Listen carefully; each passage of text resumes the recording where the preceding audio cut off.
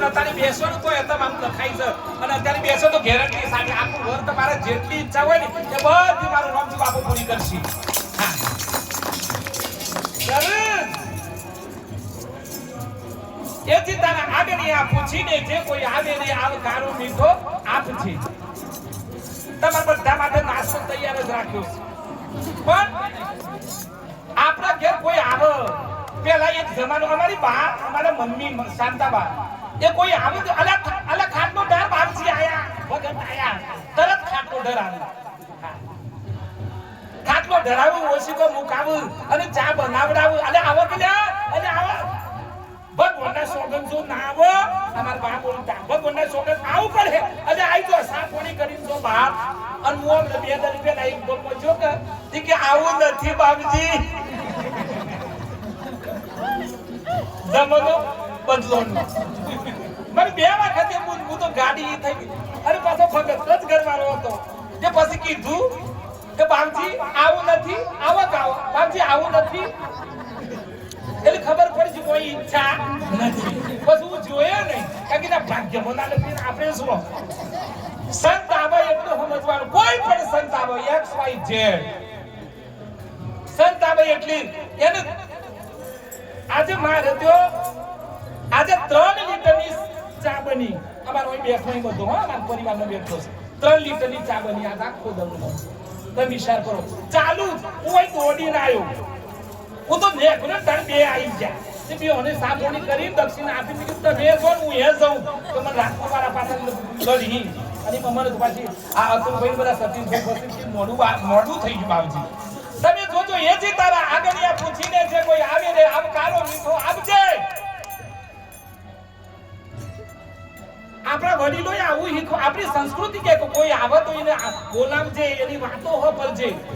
ઘણી જગ્યાએ તો બાપરો એ આવે તો ઈ નહીં ના દુઃખની વાત કરવા આવ્યો હોય અને આપણે આપણા દુઃખની શરૂ કર્યું હોય લોકો એટલે પેલો કે હું મારું દુઃખ રોગ આવ્યો આ તો એનું રોગ હશે. કોકનું દુઃખ હો ભરજો.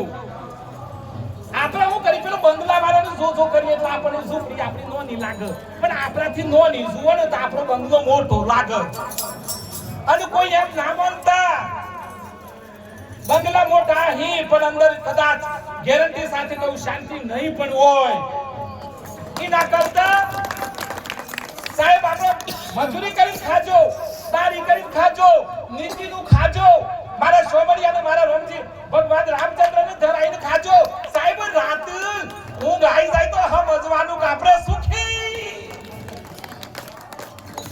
હું તો 49 વર્ષની ઉંમરમાં બધું જોઈ લીધું છે.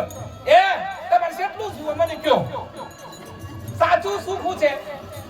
2 ના 3 ના શાકરીમાં સુખ છે ના લાગે. એક ભાઈ મારા આ તો ના કહેવાય અમુક ઘરની વાતો હોય મારે એક ભાઈ નોકરી વાળા છે કરોડો રૂપિયા છે વ્યાજે ફેરવું છે. હું એમને કહેતો ધંધો કરજો પછી મેં એકદમ ફરીથી પૂછ્યું એટલે તમને રાત ઊંઘ આવે કે બાપજી ઊંઘ નથી આવતી પણ હું ગોળી ખાઈને ઊંઘ છું.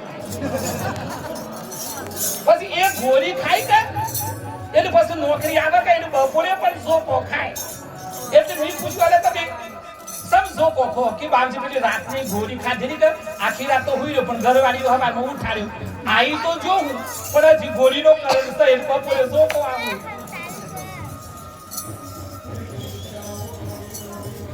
સુંદર જીવન મળ્યું છે તમને બધાને સુંદર જીવન મળ્યું છે મને હું તો કશું નોખતો નથી અને ઉભા આપણે જોવે છે રોજ હવા 2 ટાઈમ જમવાનું જુઓ આ પ્રસોરો પેલી જોઈને પણ થાય તો એટલું જુઓ અને બીજું જગ્યા કેટલી જુઓ કયો જેના સુખી થવાની એની તૃષ્ણાઓને શાંત કરો એક ભાઈને કીધું એક રાજા હતા રાજાનું કામ કર્યું એટલે રાજાએ કીધું તાર હું જુઓ બોલ જે માગી એ આલું કે તું રાજપુરથી દોડવાનું શરૂ કર અને સોમરાજી સુધી પોસ વાગ્યા સુધી જા જેટલું દોડી એટલી તારી જમીન તું જેટલી ઘેર બીવો એટલી ઘેર. ભાઈ રાજપુરથી રાજાએ ઓમ કરીને પછી દોડવાનું શરૂ કર્યું. સોમરાજી જતા ભાઈ પાકી જાય પછી પોસ વાગે 15 8મી જૂન ભય પૂરા થઈ ગયા.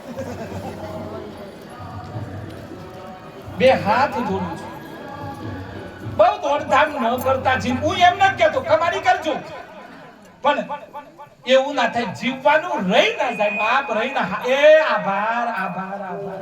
સુખી થો સુખી થો.